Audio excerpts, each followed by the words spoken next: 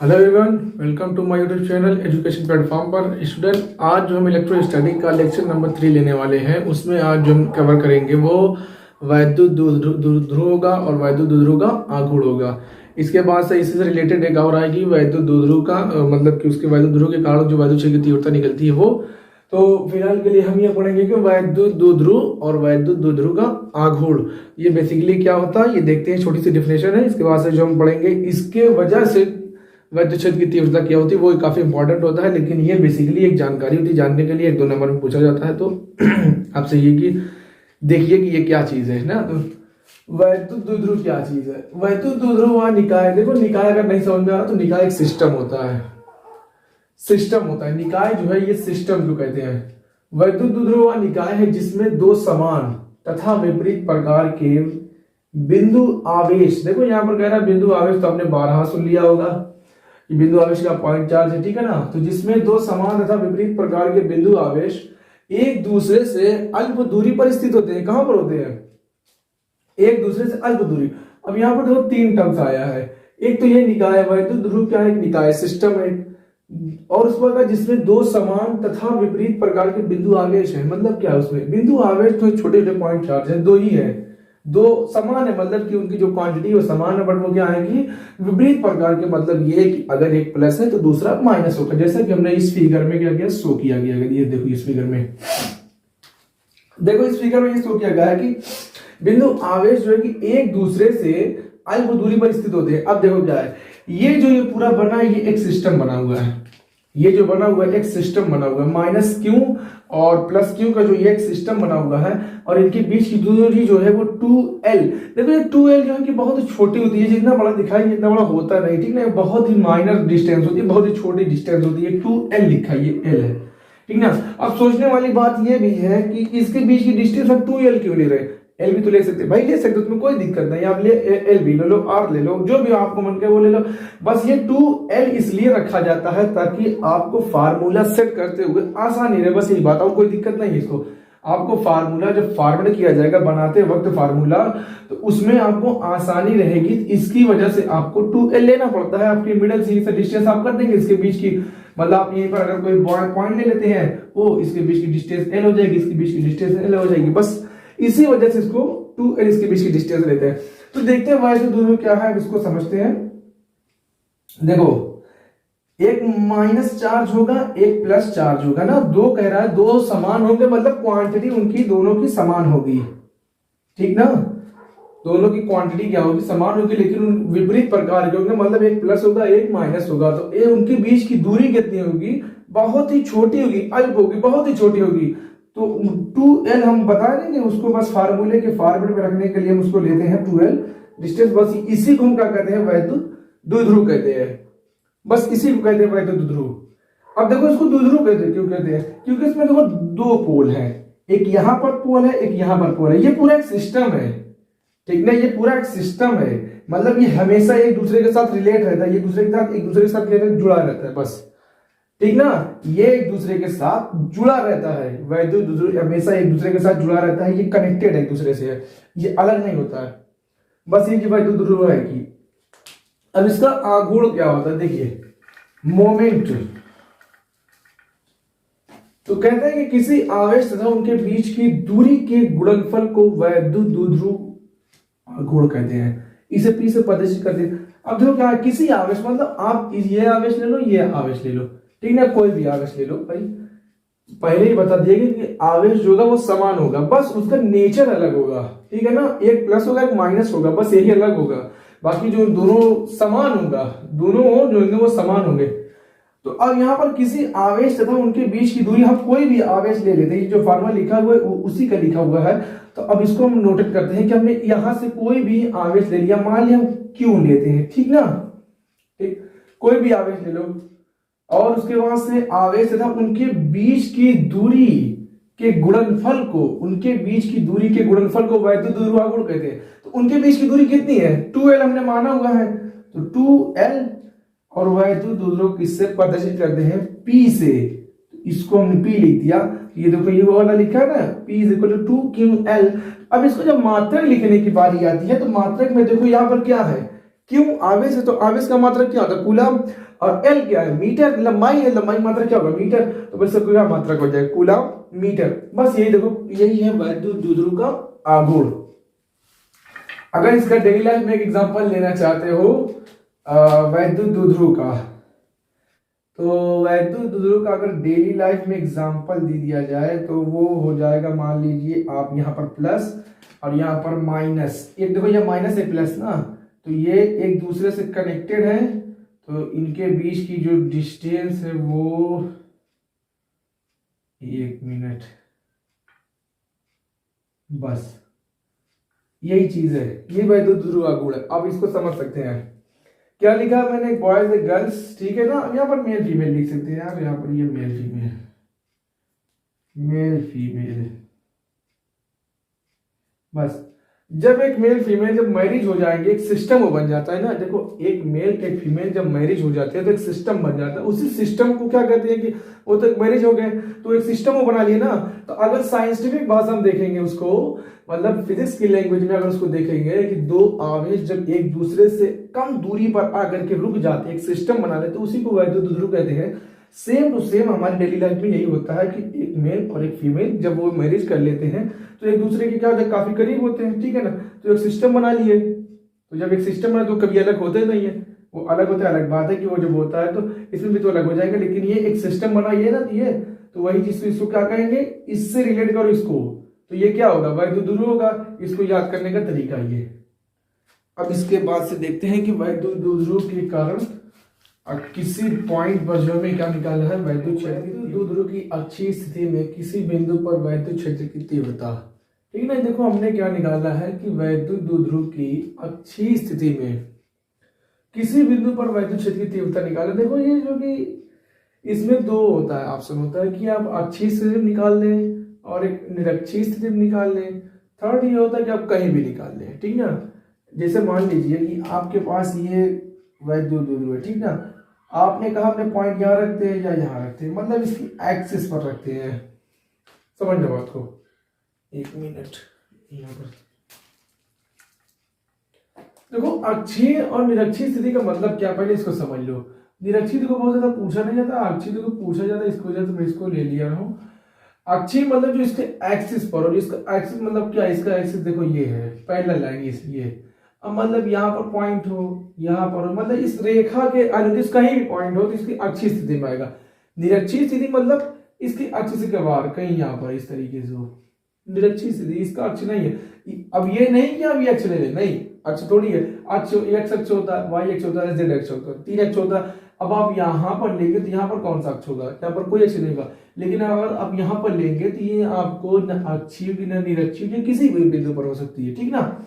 अगर आप निरक्षीय कहेंगे तो निरक्षीय का मतलब ये आप वाई एक्सिस पर चले जाएंगे, ठीक ना। अब ये नहीं कि आप कहेंगे निरक्षीय का मतलब लाओ हम यहाँ पर ले लें, ये मतलब थोड़ी होगा। मतलब ये कि आप अक्षीय है तो निरक्षीय होगा, ठीक ना। इसका मतलब यही है कि अक्षीय तो निरक्षीय, बस।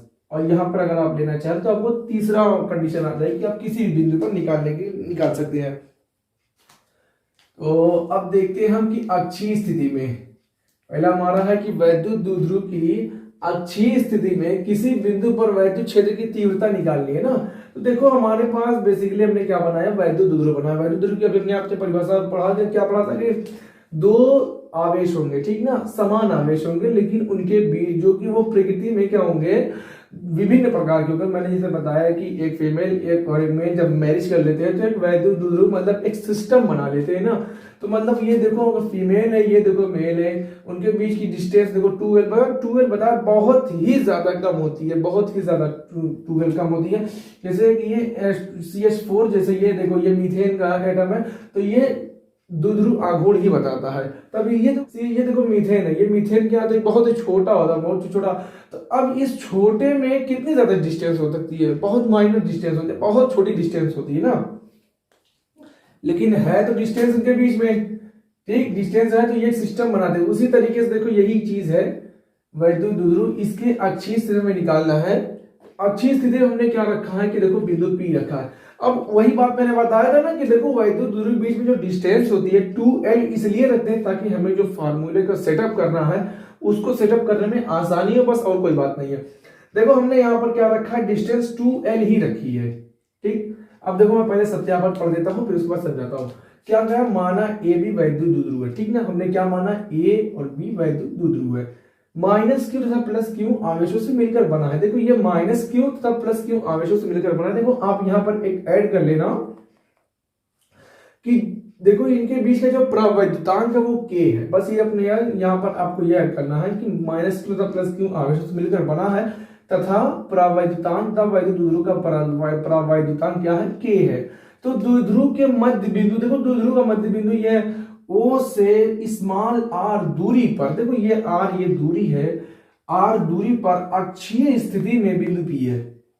ठीक है, पोजीशन में देखो ये बस ये जो लिखा गया सत्यापन, बस इस सेटअप को, ये फिगर को हम एक्सप्लेन कर रहे हैं, बस इस फिगर को क्या कर रहे हैं, व्याख्या कर रहे हैं और कुछ कर नहीं रहे हैं।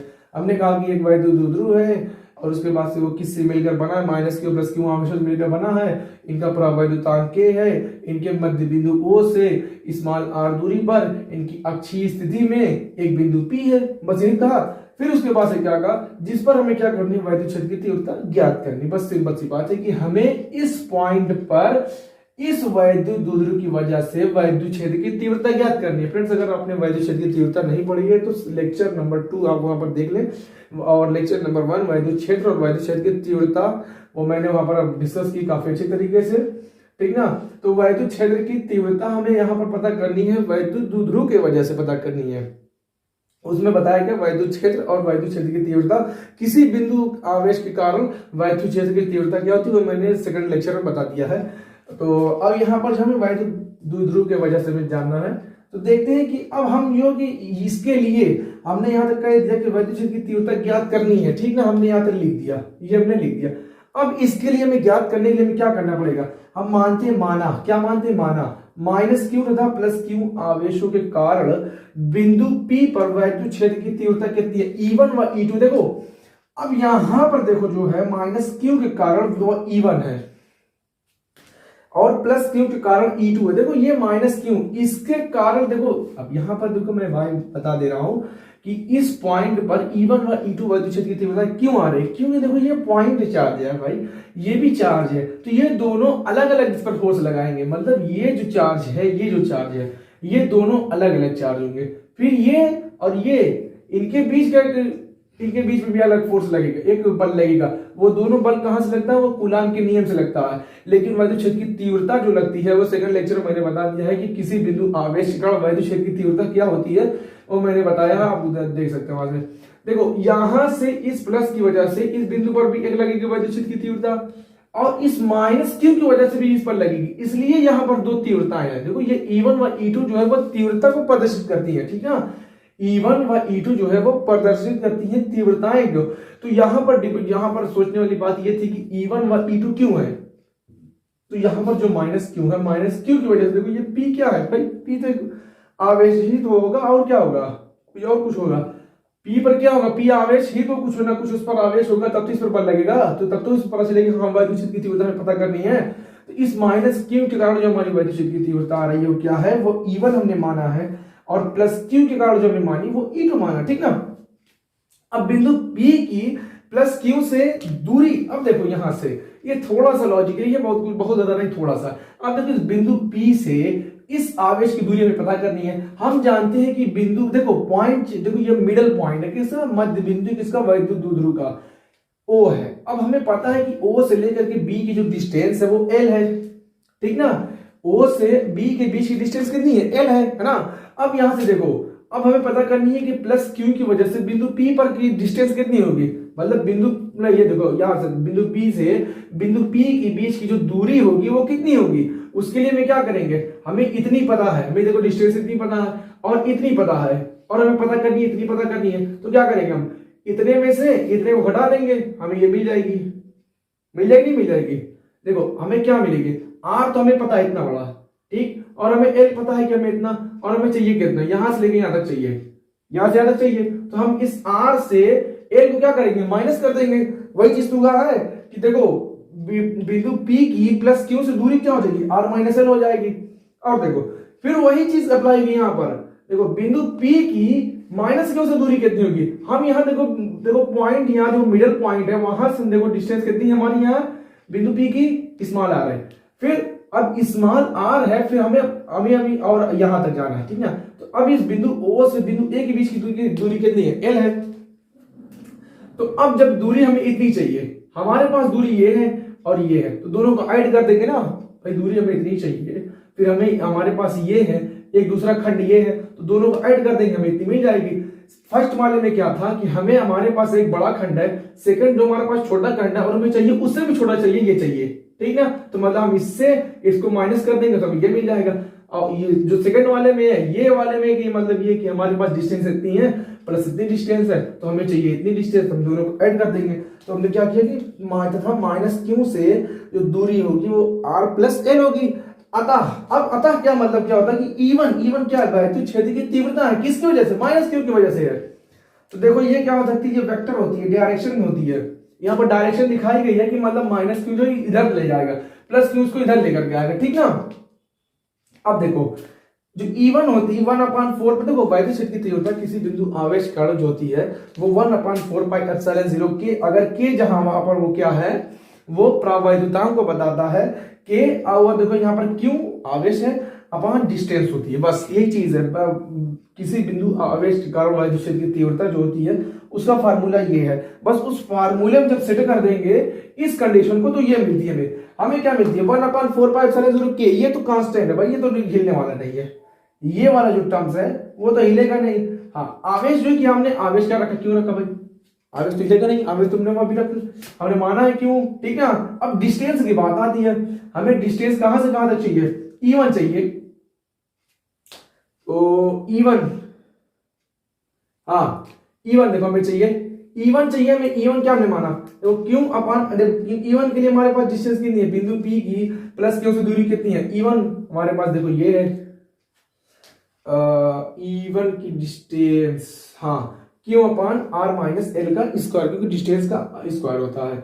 अब हमारे पास इसको मिटाना पड़ेगा, हम जो E2 की वैल्यू लिखेंगे, फिर उसके बाद से हम देखेंगे कि यहाँ पर तीव्रताएं क्या होगी, जुड़ेंगी या घटेंगी, वो वेक्टर पर डिपेंड करता है। अभी इसको मिटाना पड़ेगा। E1 इक्वल टू हमारे पास क्या आया था 1/4 पाई एप्सिलॉन 0 के और Q upon r minus L का होल स्क्वायर। तो ये आया था, जो डायरेक्शन होती है वो देखो E1 की जो डायरेक्शन होगी वो BP दिशा में होगी, मतलब समझो, और E2 जो है 1/4 पाई एप्सिलॉन 0 के, ये तो इसमें भी कांस्टेंट रहेगा, क्यों ये भी इसमें कांस्टेंट रहेगा, बस डिस्टेंस यहाँ पर जो दूरी है वही दूरी जो फर्क पड़ जाएगी। अब देखो दूरी यहाँ पर क्या हो जाएगी, दूरी यहाँ पर r प्लस एल हो जाएगी, बस ये बताया ना हमने, r प्लस एल हो जाएगी, इसकी वजह से दूरी हमारे पास क्या हो जाएगी r माइनस एल, दूरी का स्क्वायर होता है फार्मूले में, तो दूरी का स्क्वायर हो गया r प्लस एल का होल स्क्वायर। एक मिनट देखो, यहाँ पर देखो एक डायरेक्शन इधर गई है और एक डायरेक्शन इधर है, ये E1 इधर जा रहा है, E2 इधर जा रहा है। सोचने वाली बात है कि आखिर ये इधर क्यों जा रहा है और इधर क्यों जा रहा है, सवाल बनता नहीं बनता, बनता है भाई। देखो अब यहाँ पर समझो, ये प्लस है, ये भी अगर हम प्लस इसको मान ले रहे हैं तो ये प्लस इसको क्या करेगा, ढकेलेगा, क्या करेगा इसको, प्लस इसको ढकेलेगा, क्योंकि वैद्युत क्षेत्र की तीव्रता की डायरेक्शन होती है प्लस से माइनस की ओर होती है। जो तीव्रता होती है वैद्युत क्षेत्र की तीव्रता की जो दिशा होती है वो प्लस से माइनस की ओर होती है। तो इसको ये क्या करेगा, अगर ये प्लस है तो इससे इधर ही इधर चला जाएगा ना, अगर तुम प्लस मान रहे हैं तो ये प्लस इसको क्या करेगा, इसकी तरफ ढकेलेगा, क्योंकि यहां से हमें पता करना है इस पॉइंट पर, ना कि हमें इस पॉइंट से पता करना है। यहाँ पर सवाल भी आप उठा सकते भाई, ये भी प्लस है ये भी प्लस है, तो क्यों नहीं यहां से डायरेक्शन आएगी, अरे भाई हमें यहाँ इसके हमें वैद्युत की तीव्रता ज्ञात करनी है, इसकी ज्ञात करनी है, हमें इसकी ज्ञात करनी है, तो हमें इससे मतलब है ना, इसमें थोड़ी मतलब है, हम तो इस पर बल लगा रहे हैं, तो जब बल लगाएंगे तो जो दिशा होगी वैद्युत की तीव्रता की जो दिशा होगी प्लस क्यू की वजह से वो E1 की ओर होगी, क्यों, क्योंकि जो वैद्युत की तीव्रता होती है वो प्लस से माइनस की ओर जाती है। अच्छा उसी बात में क्या होती है, इसकी और इस माइनस, देखो ए पॉइंट से और पॉइंट पी के जो डायरेक्शन होगी वैद्युत की तीव्रता की जो दिशा होगी वो E2 होगी, और वो भी किधर होगी, PA की तरफ होगी, मतलब इससे इधर होगी, ये P दिशा में होगी, क्यों, क्योंकि ये देखो हमने इसको प्लस माना इसको माइनस माना, और वैद्युत क्षेत्र की तीव्रता क्या होती है कि प्लस से माइनस की ओर होती है, तो यहाँ पर प्लस कौन है ये और माइनस कौन है, तो यहाँ पर देखो अब इसकी दिशा इधर हो जाएगी, नहीं हो जाएगी, हो जाएगी ना। अब ये प्लस ये माइनस, तो भाई ये थोड़ी ये कहां है, इसकी दिशा अब इधर हो जाएगी इस तरफ। अब देखो यहां हमने लिखा E1 और E2, हमें चाहिए परिणामिक तीव्रता, यहां पर हमें दो तीव्रताएं मिल रही हैं, क्या मिल रही है, दो तीव्रताएं मिल रही हैं, हमें चाहिए बिंदु परिणामी तीव्रता चाहिए, परिणाम का चाहिए नहीं भैया हमें। अब हम क्या करते हैं कि बिंदु P पर परिणामी तीव्रता हम क्या मान लेते हैं, कैपिटल E है। क्या है हमारे पास, एक मिनट, कैपिटल E है। अब हमें क्या चाहिए भैया, हमारे पास दो तीव्रता E1 व E2 है। अब सोचने वाली बात यह है कि हम इन तीव्रताओं को जोड़े या घटाएं। अब सोचने वाली बात यह है कि हम इनको जोड़े या घटा कर रखें। तो हमें इसके लिए इसके पता करना पड़ेगा कि इसकी डायरेक्शन क्या है, क्योंकि ये देखो ये वेक्टर है, ये सदिश राशि है, दोनों सदिश राशि है। अब जो दोनों सदिश राशि है तो हमें सदिश राशि में जाना पड़ेगा और इनकी दिशा देखना पड़ेगा। दिशा देखने के बाद हम कंफर्म कर पाएंगे कि वायु क्षेत्र की तीव्रता जो है हमारे पास, उनको जोड़ना पड़ेगा या दोनों को घटाना पड़ेगा, ये बात है। देखो अब यहाँ पर जो E1 की जो दिशा है वो इधर है, ठीक ना, और E2 की दिशा, देखो E1 की दिशा इधर है, E2 की दिशा इधर है।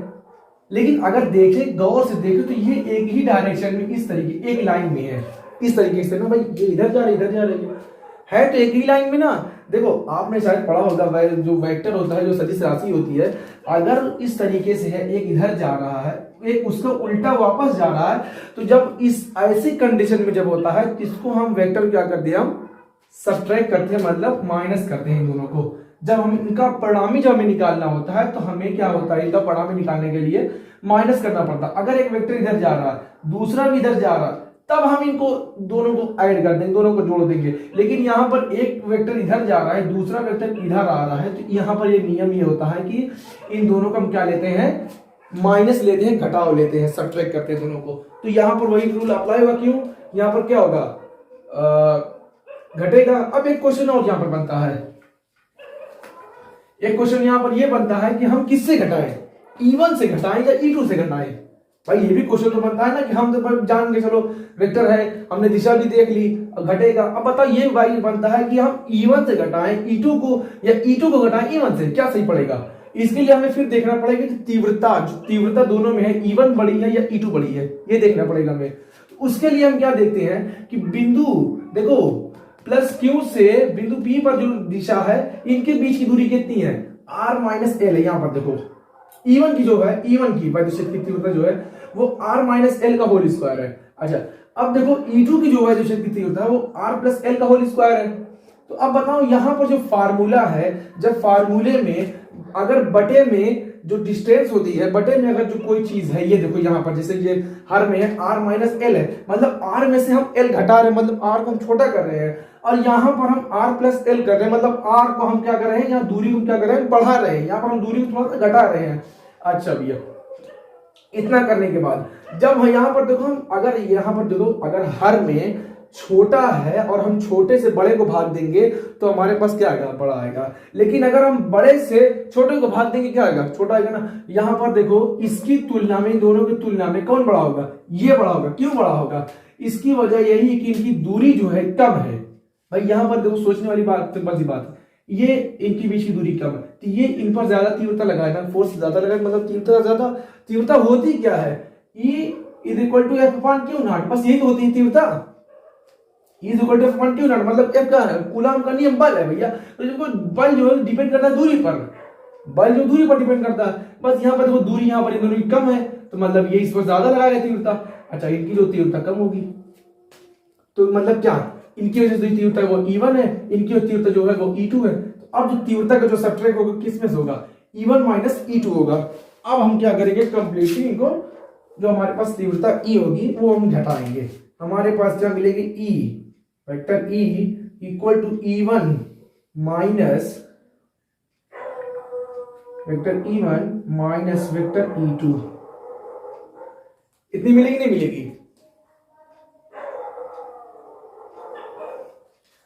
इसके लिए क्यों इसको लेकर करेंगे, क्योंकि जो E1 है वो ग्रेटर देन है E2 से।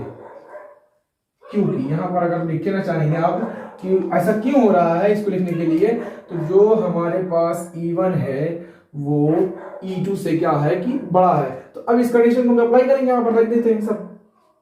तो देखो E is equal to 1/4 pi epsilon 0 K Q upon R minus L का whole square minus 1/4 pi epsilon 0 K Q upon R plus L का होल स्क्वायर।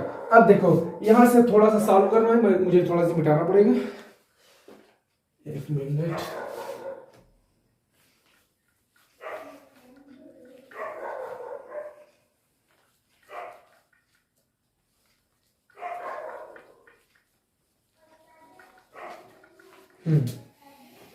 अब देखो यहां से क्या होगा, 1/4π0 के और इंटू क्यू, 1/4π0 के इंटू क्यू, ये तो कॉमन हो जाएगा, ठीक ना।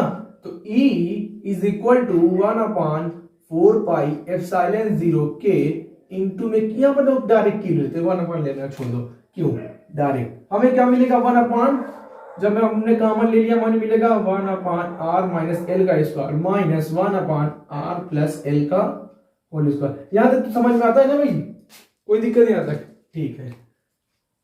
अब देखो E इज इक्वल टू, हम क्या लेंगे यहां पर लासा लेंगे इसका, ठीक ना, 4πε0, ये तो एज इट इज रहेगा, ठीक। यहां पर क्या होगा r माइनस एल का होल स्क्वायर और r प्लस एल का होल स्क्वायर। अच्छा अब देखो यहां पर क्या होगा, ये इससे कटेगा, लासा लेने तो आता है ना भाई, 12 पढ़ रहे तो आता होगा, इसको इससे भाग देंगे तो क्या होगा, ये कट जाएगा, ये वाला बचेगा, तो हमारे पास क्या आ जाएगा r प्लस एल का होल स्क्वायर। दूसरे वाले में क्या होगा, इसको इससे भाग देंगे, जो बचेगा उसको लिख देंगे माइनस r माइनस एल का होल स्क्वायर, इतना होगा। अब आगे वही बात है,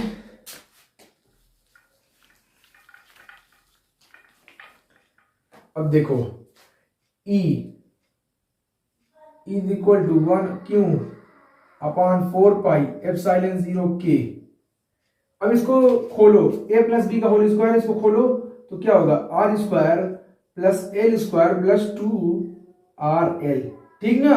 अब यहां पर नेगेटिव का साइन है, ध्यान देना, ये साइन जो है कि ये देखो माइनस पहले से है ब्रैकेट में, तो ये खुलेगा तो माइनस करता हुआ चलेगा, तो r स्क्वायर क्या हो जाएगा हमारे पास माइनस और प्लस की बजाय माइनस एल स्क्वायर। अब यहां पर देखो -2rl होता है, तो उसको क्या करेगा, इसको 2rl, यहां पर देखो ये एक मिनट, इसको कर देगा प्लस 2rl, इतना करेगा। और ये देखो यहां पर ध्यान देने वाली बात ये है कि a minus b into a plus b, ये क्या बनाता है a square minus B square, तो हमारे पास इससे ये फार्मूला बनेगा ना, मतलब r square minus L square और पूरे का स्क्वायर, क्यों भाई, a और b, तो a माइनस बी मतलब a square minus B square, already हमारे पास स्क्वायर इसका स्क्वायर है और इसका स्क्वायर, तो हम क्या रखेंगे a का स्क्वायर माइनस b का स्क्वायर, बस ये हमारे पास हो गया इतना। अब थोड़ा सा और बचा, इसको सॉल्व करने के लिए बहुत ज्यादा नहीं है। अब देखो r स्क्वायर से r स्क्वायर, एल स्क्वायर से एल स्क्वायर, हमने क्या किया कैंसिल आउट कर दिया, हमारे पास क्या बचा 4rl, देखो ऐड होगा ना, तो हम क्या करेंगे E vector E is equal to Q upon 4πε0 के इंटू में क्या हमारे पास बचा 4rl upon r square minus L square और पूरे का स्क्वायर। अब यहां पर देखने के बाद मुझे थोड़ा सा मिटाना पड़ेगा,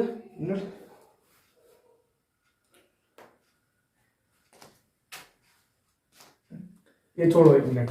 अब देखो यहां पर आने के बाद हमें थोड़ा सा सोचने वाली बात है कि जो एल स्क्वायर है, हम यहां पर क्या करते हैं कि r में से एल को घटा रहे हैं, ये r स्क्वायर क्या है, ये डिस्टेंस इसकी है, एल स्क्वायर एल क्या है, ये डिस्टेंस ही है। हमने बताया ना कि एल बहुत छोटा है, एल बहुत ही छोटा है, और अगर हम r देखेंगे, लेकिन है एल ऐसा नहीं डिस्टेंस नहीं, डिस्टेंस है, दूरी है भाई, लेकिन अगर हम ये कहें कि r की तुलना में a जो है वो बहुत छोटा है, अगर हम ये कहें कि 1000 की तुलना में 1 तो भाई बहुत छोटा है, वही चीज यहां पर है कि 1000 की तुलना में अगर हम कहें कि 0.1 कहें, मतलब अगर हम ये कहें कि 1000 की तुलना में हम 0.1 को अगर हम मेजर करें, तो हम कह देंगे यार भाई ये तो लगभग निगलेजिबल है, लगभग इसको नगण्य मान सकते हैं।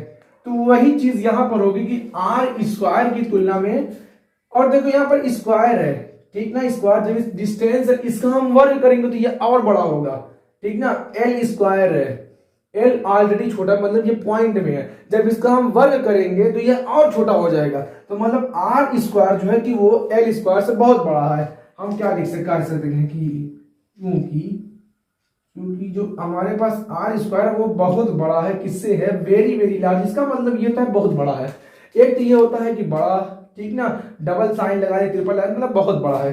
तो इस वजह से हम क्या करते हैं कि आर स्क्वायर की तुलना में हम यहां लिखते हैं कि अतः आर स्क्वायर की तुलना में एल स्क्वायर को छोड़ने पर या नगण्य मानकर, यहां पर लिख देता हूं छोड़ने पर, आप जो भी लिख रहे छोड़ने पर या नगण्य मानने पर, नहीं। अब यहां पर जो एल स्क्वायर होगा वो कम हो जाएगा, लगभग लगभग नेग्लेजिबल हो जाएगा। हम इसको नगण्य मान लेते हैं, इक्वल 0 का मान लेते हैं, ठीक है। अब इसके बाद मैं ऊपर लिखता हूं,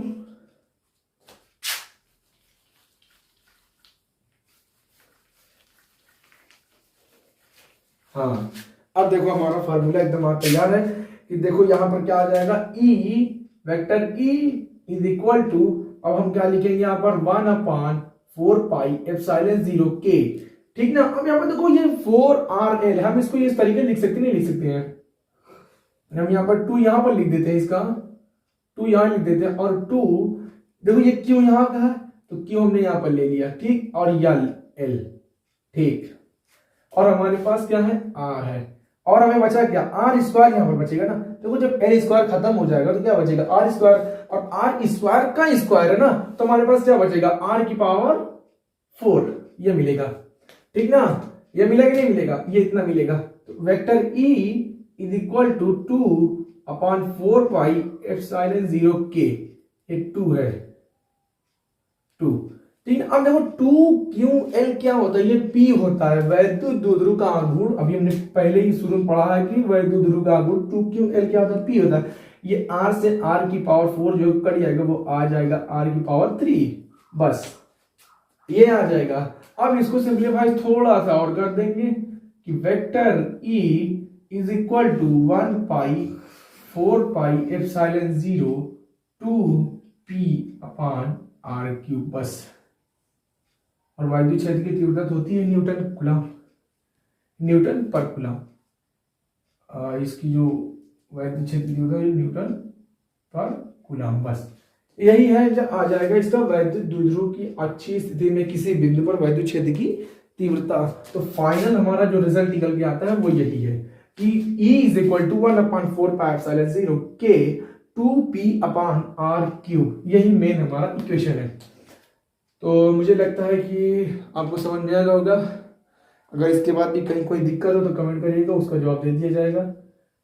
अगर आपको ये वीडियो अच्छी लगी हो तो वीडियो को लाइक करिएगा, चैनल को सब्सक्राइब करिए और शेयर करना ना भूलिएगा प्लीज़।